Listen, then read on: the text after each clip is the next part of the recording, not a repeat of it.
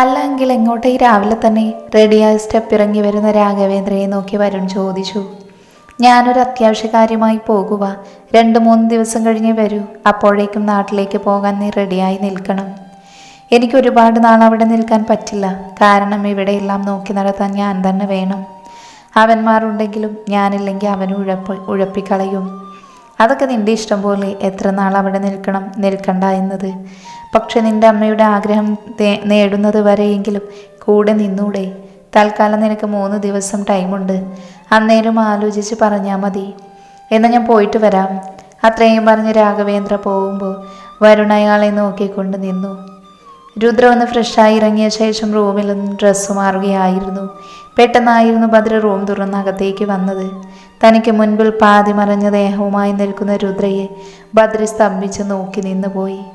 പെട്ടെന്ന് ഭദ്രയെ അവിടെ കണ്ടതും രുദ്ര ടോപ്പ് എടുത്ത് നെഞ്ചിലേക്ക് ചേർത്ത് വെച്ചു. അവൾക്കെന്തോ വല്ലാത്തൊരു ചമ്മലായി. എന്ത് ചെയ്യണമെന്നറിയാതെ അവളും പകച്ചു പോയിരുന്നു ആ നിമിഷം. രുദ്ര കിട്ടിയ ധൈര്യത്തിൽ അവനെ നോക്കാതെ വേഗം ബാത്റൂമിൽ കയറി വാതിലടച്ചു. അപ്പോഴും അവളുടെ ഹൃദയം പടപടാന്ന് മിടിക്കാൻ തുടങ്ങി. ഭദ്രയുടെ അവസ്ഥയും മറിച്ചല്ലായിരുന്നു. അവൻ ദേഷ്യത്തിൽ ഡോറിൽ തന്നെ ഇടിച്ചിട്ട് ശക്തിയായി അടിച്ചുകൊണ്ട് പുറത്തേക്ക് പോയി. രുദ്ര വേഗം ഡ്രസ്സിട്ട് പുറത്തേക്ക് വരുമ്പോൾ ഭദ്ര അവിടെ ഉണ്ടായിരുന്നില്ല. അവൾ നെഞ്ചിൽ കരങ്ങൾ വെച്ച് ശ്വാസമെടുത്തു. അതിനുശേഷം താഴേക്ക് പോകാനായി ഡോറ് തുറന്നതും മുന്നിൽ ഭദ്രി. അവൾക്ക് അവനെ നോക്കാൻ കഴിയാത്ത പോലെ. അവൾ അവനെ നോക്കാതെ മറ്റെങ്ങോ നോക്കി നിൽക്കുമ്പോൾ ഭദ്രി അവളോട് പറഞ്ഞു, എൻ്റെ കോട്ട് അതെനിക്ക് വേണമായിരുന്നു. അത് തൻ്റെന്ന് വാങ്ങാനാണ് ഞാൻ വന്നേ. അതിനൊന്ന് മൂളിയ ശേഷം ബെഡിൽ ഇട്ടിരുന്ന അവൻ്റെ കോട്ട് വേഗം പോയി എടുത്ത ശേഷം അവനെ നോക്കാതെ അവനെ നേരെ നീട്ടിയവൾ. ഭദ്രി അവളെ നോക്കിയ ശേഷം കോട്ട് വാങ്ങിക്കൊണ്ട് ചോദിച്ചു, തനിക്കിപ്പോൾ കുഴപ്പമൊന്നും ഇല്ലല്ലോ അല്ലേ? ഇല്ല, അമ്മ വന്നപ്പോൾ തന്നെ ആവിയും മെഡിസിനും തന്നു. അവളും അവനെ നോക്കാതെ പറയുമ്പോൾ ഭദ്ര വീണ്ടും അവളെ നോക്കിക്കൊണ്ട് പറഞ്ഞു, സോറി, താൻ ഡ്രസ്സ് മാറിക്കൊണ്ട് നിൽക്കുകയാണെന്ന് ഞാൻ അറിഞ്ഞില്ല. അതാ പെട്ടെന്ന് ഡോറ് തുറന്ന് വന്നത്. ഭദ്ര എങ്ങനെയൊക്കെയോ അവളുടെ മുഖത്ത് നോക്കി പറയുമ്പോൾ രുദ്ര അവനെ മുഖം ഉയർത്തി നോക്കിയിരുന്നു. അപ്പോഴേക്കും അവളിലെ നോട്ടം താങ്ങാനാവാതെ അവൻ അവിടെ നിന്ന് പോകുമ്പോൾ രുദ്ര വേഗം വാതിലടച്ച് അതിൽ ചാരി നിന്നു. പെട്ടെന്ന് അവളുടെ ചുണ്ടിൽ ഒരു പുഞ്ചിരി വിരിഞ്ഞു. അവൾ കുറച്ചു മുൻപ് ആദ്യം മുതൽ ഭദ്ര സോറി ചോദിക്കുന്നത് വരെയുള്ള കാര്യങ്ങൾ ഓർത്തു. അവൾക്കുള്ളിൽ പറഞ്ഞറിയിക്കാൻ കഴിയാത്ത അത്രയും സന്തോഷം വന്നു നിറയുന്ന പോലെ തോന്നി. അവളുടെ മുഖം നാണത്താൽ ചുവന്നു തുടുത്തു. വിരലുകൾ കടിച്ചുകൊണ്ട് നാണത്താൽ വീണ്ടും അവൾ അതെല്ലാം ഓർത്ത് ചിരിക്കാൻ തുടങ്ങി. അവളിൽ വല്ലാത്തൊരു സന്തോഷമായിരുന്നു. ഭദ്ര ഓഫീസിൽ വന്നിട്ടും അവന് ഓഫീസ് കാര്യങ്ങൾ ശ്രദ്ധിക്കാൻ കഴിയാത്തതുപോലെ. മനസ്സിൽ കുറച്ചു മുൻപ് തനിക്ക് മുന്നിൽ നിന്ന് രുദ്രയുടെ രൂപം ഓർക്കും തോറും മനസ്സ് കൈവിട്ടും പോകും പോലെ തോന്നി. തുറന്നു പിടിച്ച് മുന്നിൽ വെച്ചിരുന്ന ലാപ്ടോപ്പ് അതുപോലെ തന്നെ അടച്ചു വെച്ചു. കണ്ണുകൾ ഇറുക്കി അടച്ച് തുറന്നിട്ടും രുദ്രയുടെ ആ രൂപം മിഴിവോടെ തന്നെ മുന്നിൽ തെളിഞ്ഞു വന്നുകൊണ്ടേയിരുന്നു. ഭദ്ര ദേഷ്യത്തിൽ ടേബിളിൽ മുറുക്കി അടിച്ചു. ഭദ്ര ക്യാബിൻ്റെ അകത്തുനിന്നും ഓരോന്ന് കാണിച്ചു കൂട്ടുന്നത് പുറത്തു നിന്ന് കണ്ടുകൊണ്ടിരുന്ന പ്രണവിന് ഒരു നിമിഷം ഭദ്രയ്ക്ക് വല്ല ഭ്രാന്തുമായെന്ന് പോലും തോന്നി. പ്രണവ് ക്യാബിനുള്ളിലേക്ക് കയറി വന്നിട്ടും അതുപോലും അറിയാതെ ഭദ്ര ഇടയ്ക്കിടെ എന്തൊക്കെയോ താടിക്ക് കൈവച്ച് ആലോചിക്കുകയും അതിൻ്റെ ഫലമെന്നോണം മേശപ്പുറത്ത് ഇടിക്കുകയും ചവിട്ടുകയും ചെയ്യുന്നുണ്ട്. ഭദ്രി, പ്രണവ് അവനെ വിളിച്ചു. പക്ഷേ ഭദ്ര എവിടെ കേൾക്കാൻ? അവൻ്റെ മനസ്സും ചിന്തകളും ഇപ്പോഴും രുദ്രയിൽ തന്നെ തങ്ങി നിൽക്കുവല്ലേ. അപ്പം പിന്നെ പ്രണവ് വിളിച്ച എങ്ങനെ കേൾക്കാനാ? എന്നാണ് പ്രണവ് അവനെ വിടാൻ ഉദ്ദേശമില്ലായിരുന്നു. വീണ്ടും വിളിച്ചു. ഭദ്രി. ഇപ്പോഴും ഒരു മാറ്റവുമില്ല. കുറച്ചു മുൻപ് വിളിച്ചപ്പോൾ ഉണ്ടായ അതേ അവസ്ഥ. പ്രണവ് അവസാന ശ്രമം പോലെ ഭദ്രയുടെ ചെവിക്കടുത്താക്കായി മുഖം അടുപ്പിച്ചുകൊണ്ട് ഒറ്റ അലറലായിരുന്നു. ഭദ്രി. ഇപ്രാവശ്യം ഭദ്രി മാത്രമല്ല, ഓഫീസിലുള്ള എല്ലാ സ്റ്റാഫ്സ് വരെ ഒന്ന് നടുങ്ങി. ഭദ്ര ദേഷ്യത്തിൽ അവന് നേരെ പാഞ്ഞു. എന്താടാ പുല്ല്, മനുഷ്യനല്പം സ്വസ്ഥതയെങ്കിലും തരില്ല നീ? ഓ, നിനക്ക് സ്വസ്ഥത കിട്ടാൻ വേണ്ടിയിട്ടാണോ മോൻ രാവിലെ തന്നെ ഓഫീസിലോട്ട് എഴുന്നള്ളുന്നേ? എന്താ നിന്നെ മനസ്സെങ്ങാനും കൈവിട്ട് പോയോ? പ്രണവ് അത് ചോദിക്കുമ്പോൾ തൻ്റെ ഉള്ളിലെ പതർച്ച മറിച്ചുകൊണ്ട് ഭദ്രി പറഞ്ഞു, എൻ്റെ മനസ്സ് കൈവിട്ട് പോയെന്ന് നിന്നോട് ഞാൻ പറഞ്ഞു ഇല്ലല്ലോ. അപ്പം പിന്നെ ആവശ്യമില്ലാത്ത കാര്യം ചിന്തിച്ചു കൂട്ടാതെ പോയി നിൻ്റെ ജോലി നോക്കടാ. ഞാൻ പോയേക്കാം, പക്ഷെ നീ ഒരു ഡോക്ടറെ കാണുന്നത് നല്ലതാ. നിൻ്റെ ശരീരമേ ഇപ്പോൾ ഇവിടെയുള്ളൂ, മനസ്സ് മറ്റെവിടെയോ ആണ്. അതെവിടെയാണെന്ന് നിനക്കറിയാമെങ്കിൽ കുഴപ്പമില്ല. ഇനി അറിയില്ലെന്നാണെങ്കിൽ ഡോക്ടറെ കാണിച്ചോ. ചിലപ്പോൾ നിനക്ക് വേറെ വല്ല അസുഖത്തിൻ്റെയും ലക്ഷണമാണെങ്കിലോ, അതായത് ഈ ഭ്രാന്തിൻ്റെ. അത്രയും പറഞ്ഞ് അവിടെ നിന്ന് പോകാൻ പോയ പ്രണവിൻ്റെ നടുവിന് നോക്കി തന്നെ ടേബിളിലിരുന്ന ഫ്ലവർ ബോട്ടിലെടുത്ത് ഒറ്റയേറായിരുന്നു. അവൻ അമ്മയെന്ന് വിളിച്ച് നടുവിന് താങ്ങിക്കൊണ്ട് പ്രണവ് ഭദ്രയെ തിരിഞ്ഞു നോക്കി പറഞ്ഞു, നിനക്ക് ശരിക്കും ഭ്രാന്താട പട്ടി. നീ വേഗം തന്നെ ഡോക്ടറെ കാണുന്നതാണ് ഞങ്ങൾക്ക് നല്ലത്. ഇല്ലെങ്കിൽ അടുത്ത തവണ ഭ്രാന്ത് മൂത്ത് ഞങ്ങളെ തന്നെ തട്ടാൻ ചാൻസ് ഉണ്ട്. നീ വട്ട നിൻ്റെ അമ്മായിയപ്പനാട തെണ്ടി. അങ്ങനെ ശരിക്കും ഡോക്ടറെ കാണിക്കേണ്ടത്. ഇല്ലെങ്കിൽ അങ്ങേരുടെ മോളെ നിനക്ക് കെട്ടിച്ചു തരാൻ നിൽക്കുമോ? എൻ്റെ അമ്മായിച്ചന് ഭ്രാന്താണെങ്കിൽ നിനക്കും ഭ്രാന്ത്. ഇത് ഞാൻ എവിടെയും പറയും. നിന്നെ ഞാൻ കൊല്ലുട തെണ്ടി. അത് പറഞ്ഞ് മേശപ്പുറത്ത് നിന്ന് പെന്നിട്ട് വെക്കുന്ന ബൗള് കയ്യിലെടുത്തിരുന്നു പ്രണവിനെ എറിയാൻ. അത് കണ്ടതും പിന്നെ ഒരു നിമിഷം പോലും അവിടെ നിൽക്കാതെ പ്രണവ് പുറത്തേക്ക് ഓടി. പുറത്തേക്ക് ഇറങ്ങും മുൻപ് അത് കറക്റ്റ് നടുവിന് തന്നെ കൊണ്ടെങ്കിലും ഈ പ്രാവശ്യം ഒന്നും മിണ്ടാതെ പ്രണവ് നേരെ തൻ്റെ ക്യാബിനിൽ ചെന്നിരുന്നു. അപ്പോഴേക്കും കീർത്തി ഒരു ചിരിയോടെ അവൻ്റെ ക്യാബിനിൽ വന്ന് മേശപ്പുറത്തേക്ക് 2 സൈഡിലായി കൈകൾ ഊന്നിക്കൊണ്ട് ഒരു ചിരിയോടെ ചോദിച്ചു, ഇന്ന് എത്ര എണ്ണം കിട്ടി? കിട്ടിയപ്പോൾ എണ്ണാൻ പറ്റിയില്ല. അടുത്ത തവണ എണ്ണീട്ട് പറയാം. ഓ, എനിക്ക് വേണ്ടി ചേട്ടൻ ഇനി മെനക്കെട്ട് എണ്ണാൻ നിൽക്കണ്ട. ഇങ്ങോട്ട് കിട്ടുന്നത് വാങ്ങുന്നത് നേരത്ത് എണ്ണാൻ ചിലപ്പോൾ സമയം കിട്ടിയെന്ന് വരില്ല. നീ ശരിക്കും എന്നെ തന്നെയാണോടി സ്നേഹിക്കുന്നേ? കെട്ടാൻ പോകുന്നവൻ വയ്യാതെ അവശതയിലിരിക്കുമ്പോഴും ഒന്ന് സഹായിക്കാൻ തോന്നാതെ എൻ്റെ അവസ്ഥ കണ്ട് ചിരിക്കുന്നോ? ചിരിക്കും. നിങ്ങൾ ഇനിയും ഇടയ്ക്കിടെ ഭദ്രയേട്ടൻ്റെ നിന്ന് കിട്ടുമെന്ന് ഞാൻ പ്രാർത്ഥിക്കും. പിന്നെ എന്നെ കൊല്ലാൻ കൂടെ പറയടി അവനോട്. നിങ്ങളെ കൊന്ന നിങ്ങളുടെ രമ്യമോളും വേണിമോളും സങ്കടപ്പെടില്ലേ? കീർത്തി അത് പ്രണവിനെ നോക്കി ചോദിക്കുമ്പോൾ പ്രണവ് അവളെ ഒന്ന് ഇരുത്തി നോക്കിക്കൊണ്ട് ചോദിച്ചു, നീ എന്തിനാടി ഇങ്ങനെയൊക്കെ സംസാരിക്കുന്നേ? ദേ മനുഷ്യ, കൂടുതൽ അങ്ങ് പൊട്ടനാവല്ലേ. നിങ്ങളോട് പലതവണ പറഞ്ഞിട്ടുള്ളതാ ഞാൻ, നിങ്ങൾക്കുള്ളപ്പോൾ കണ്ട പെൺപിള്ളേർക്ക് മെസ്സേജ് അയക്കില്ലെന്ന്. എന്നിട്ട് നിങ്ങൾ വീണ്ടും വൈഷുമോളുടെ ഫ്രണ്ട്സിന് മെസ്സേജ് അയച്ചല്ലേ? എടി, നീയല്ലാതെ ആരെങ്കിലും ആ ഭ്രാന്തി പെണ്ണ് പറയുന്ന വിശ്വസിക്കുമോ? ദേ, ഓഫീസൊന്നും നോക്കില്ല, നിങ്ങളുടെ കാരണത്തിന് പൊട്ടിക്കും ഞാൻ. അന്ന് അവളുമാർക്ക് മെസ്സേജ് അയച്ചപ്പോഴേ പറഞ്ഞതാ ഞാൻ, ഇനി ഇത് ആവർത്തിക്കില്ലെന്ന്. എടി, അന്ന് എനിക്കൊരു അബദ്ധം പറ്റിയതാ. വൈഷുമോളുടെ ഫ്രണ്ട്സ് എനിക്ക് പെങ്ങളെ പോലെയല്ലേ. അപ്പോൾ സുഖാണോ, ഫുഡ് കഴിച്ചോ എന്നൊക്കെ ചോദിച്ച് മെസ്സേജ് ഇട്ടെന്നേ ഉള്ളൂ, അതും ഫേസ്ബുക്കിൽ.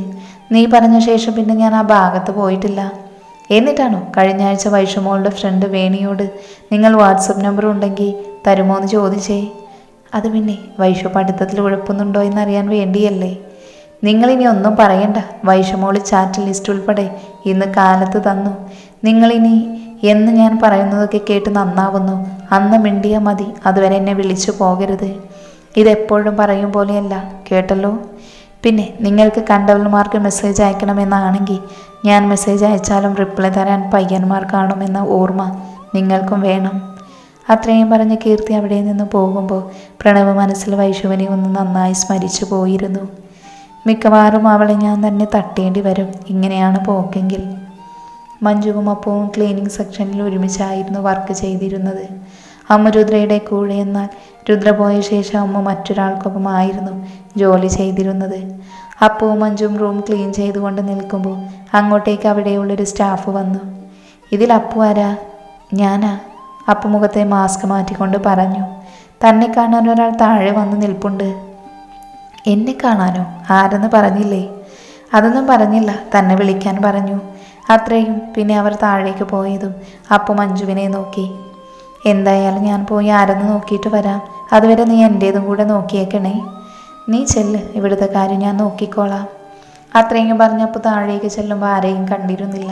അപ്പോഴാണ് നേരത്തെ അവളോട് വന്ന് പറഞ്ഞ സ്റ്റാഫ് അവിടെ നിൽക്കുന്നത് കണ്ടത്. അപ്പോൾ വേഗം അവർക്കടുത്തേക്ക് ചെന്ന് ചോദിച്ചു, എന്നെ കാണാൻ ആരോ വന്നിട്ടുണ്ട് എന്ന് പറഞ്ഞിട്ട് ആരെയും കണ്ടില്ലല്ലോ. ആള് പാർക്കിംഗ് ഏരിയയിലുണ്ട്, തന്നോട് അങ്ങോട്ട് ചെല്ലാനാ പറഞ്ഞേ. അപ്പോൾ വേഗം പുറത്തെ പാർക്കിംഗ് ഏരിയയിൽ വരുമ്പോൾ കുറച്ചു ദൂരെ ഒരാൾ തിരിഞ്ഞ ബൈക്കിൻ്റെ അടുത്ത് ചാരി നിൽപ്പുണ്ട്. അപ്പോൾ അയാൾക്കടുത്തേക്കായി വന്നു നിന്നുകൊണ്ട് ചോദിച്ചു, അതെ, നിങ്ങളാണ് എന്നെ കാണണമെന്ന് പറഞ്ഞത്? വേഗം അവൾ നേരെ തിരിഞ്ഞതും അവനെ കണ്ട് അവൾ തറഞ്ഞു നിന്നു. ഒപ്പം അവൻ്റെ പേരും പുറത്തേക്ക് വന്നു. നീരവ്, നീയോ? പെട്ടെന്ന് അപ്പുവിൻ്റെ മുഖത്ത് ദേഷ്യം തോന്നി അവനോട്. അവൾ തിരിച്ചു പോകാനാഞ്ഞതും നീരവ് അവളുടെ കയ്യിൽ പിടിച്ചു.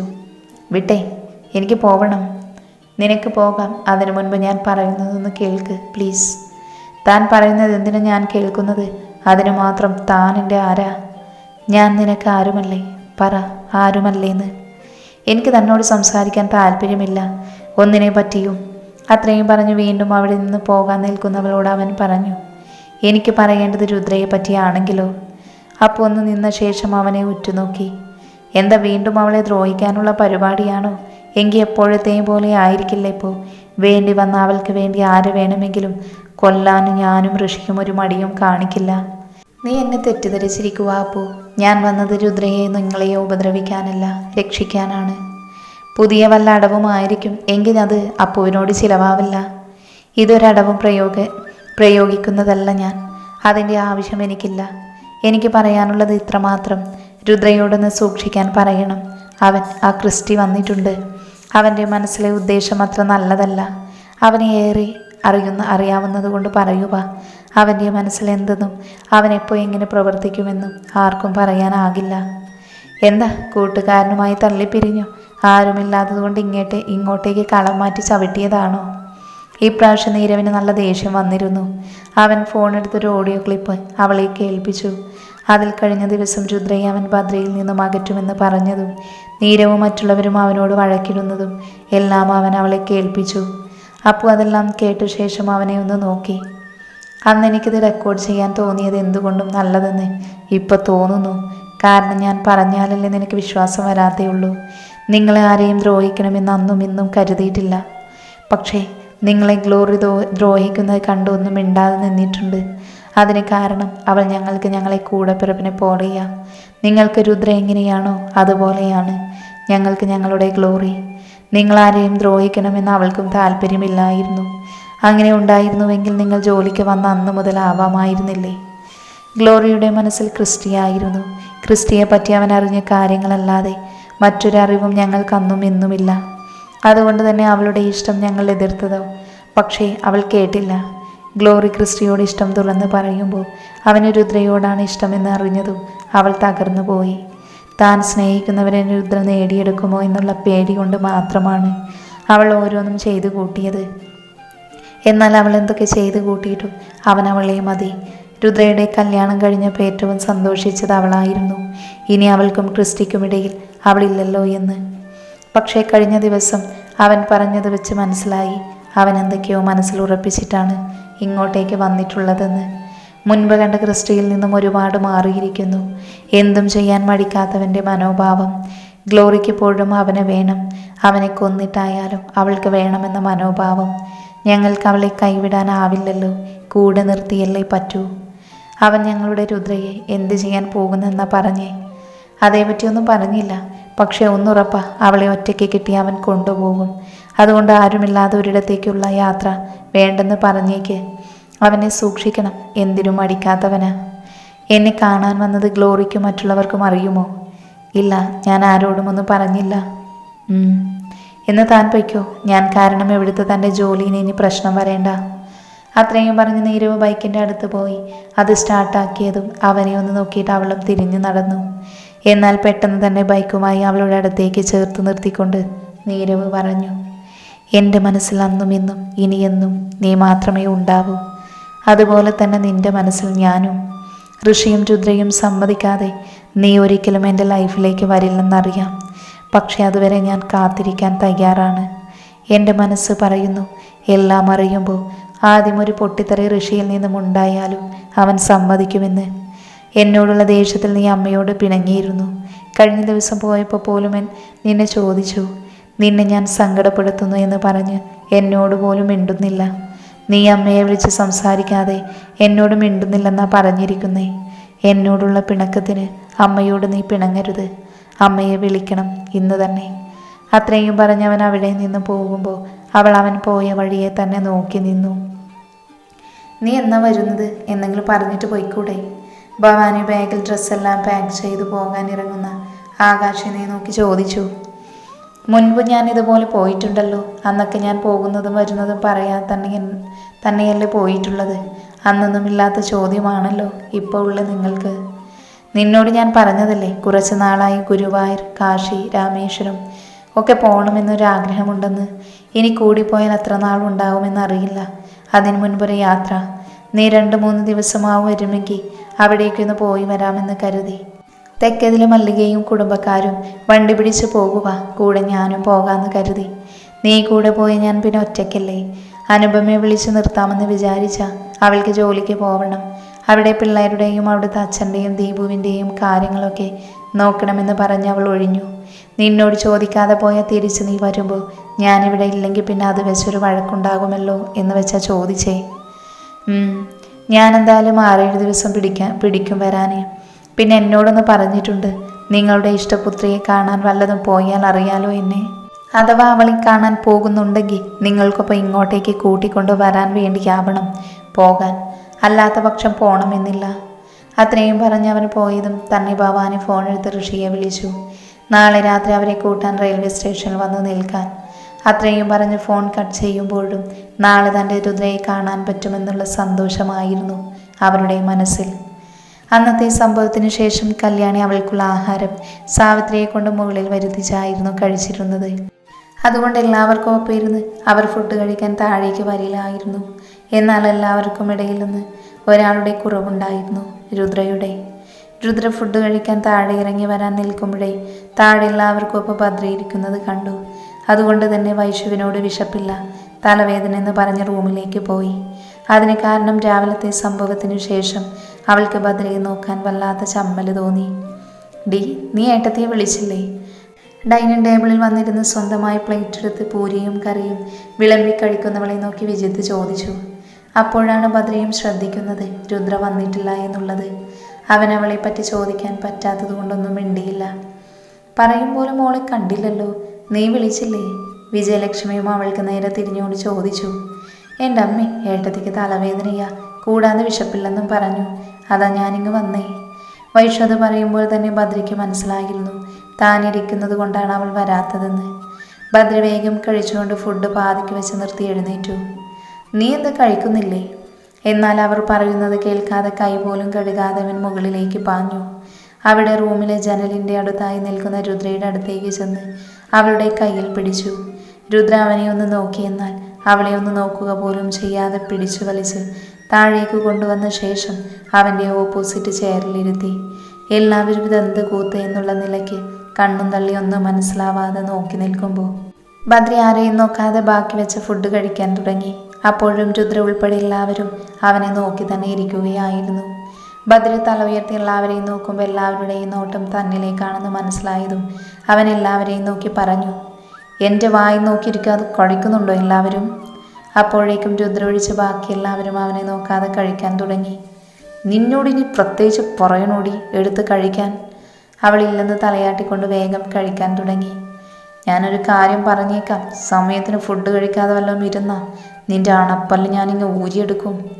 അത്രയും പറഞ്ഞ് അവളെ തറപ്പിച്ച് നോക്കിയ ശേഷം ഫുഡ് കഴിച്ച് കയ്യും കഴുകി ഭദ്ര മുകളിലേക്ക് പോയി. ഇവനെന്തിനാ ഇപ്പോൾ മോളോട് ദേഷ്യപ്പെടാൻ മാത്രം ഇവിടെ എന്താ ഉണ്ടായേ? ഇത്രയും സംഭവിച്ചിട്ടും അമ്മയ്ക്ക് അപ്പോൾ ഒന്നും മനസ്സിലായില്ലേ? ഏട്ടനേട്ടത്തിയോട് എവിടേക്കോ ഒരു ഇഷ്ടം തോന്നി തുടങ്ങിയിട്ടുണ്ട്. വിജിത്ത് അത് പറയുമ്പോൾ രുദ്രയുടെ മുഖം പൂർണ്ണചന്ദ്രനെ പോലെ തിളങ്ങി. വിജയലക്ഷ്മി അവളെ തന്നെ നോക്കിയിരുന്നു. സത്യമാണോ മോളെ ഇവൻ പറഞ്ഞത്? മോളോട് എൻ്റെ ഭദ്രയ്ക്ക് ഇഷ്ടം തോന്നി തുടങ്ങിയോ? അവൻ പറഞ്ഞു എന്തേലും മോളോട്? ഏട്ടനല്ലേ ആളിപ്പോൾ പറഞ്ഞത് തന്നെ. ഇതൊക്കെ ഏട്ടൻ്റെ പെരുമാറ്റത്തിൽ നിന്ന് നമ്മൾ കണ്ടുപിടിച്ചതാ. ഇനി ആ മനസ്സിൽ ശരിക്കും എന്തെന്ന് അറിയണമെങ്കിൽ അതിന് ഏട്ടൻ തന്നെ കനിയണം. അല്ലെങ്കിൽ എൻ്റെ മോള് സ്നേഹിക്കാതിരിക്കാൻ ആർക്കാ കഴിയുക? നോക്കിക്കോ, ഭദ്ര അവൻ്റെ ഉള്ളിൽ മോളുണ്ടെന്ന് വൈകാതെ തന്നെ മനസ്സിലാക്കും. ഇല്ലെങ്കിൽ കണ്ടോ? അതിനവളൊന്ന് ചിരിച്ചു. കണ്ടോ അത് പറഞ്ഞപ്പോൾ ഏട്ടത്തിക്ക് നാണം വന്നു. വൈശ്വരുദ്രയെ കളിയാക്കാൻ തുടങ്ങി. മതി, രണ്ടും കൂടെ എൻ്റെ മോളെ കളിയാക്കിയത്. മര്യാദയ്ക്കിരുന്ന് കഴിക്കാൻ നോക്ക്, ഇല്ലെങ്കിൽ രണ്ടിനും എൻ്റെ നല്ല തല്ല് കിട്ടും. പറഞ്ഞില്ലെന്ന് വേണ്ട. പിന്നെ വിജിത്തും വൈശ്വ നല്ല കുട്ടികളായി ഫുഡ് കഴിക്കാൻ തുടങ്ങി. അപ്പോഴും രുദ്രയുടെ ചുണ്ടിൽ അതേ പുഞ്ചിരി സ്ഥാനം പിടിച്ചിരുന്നു.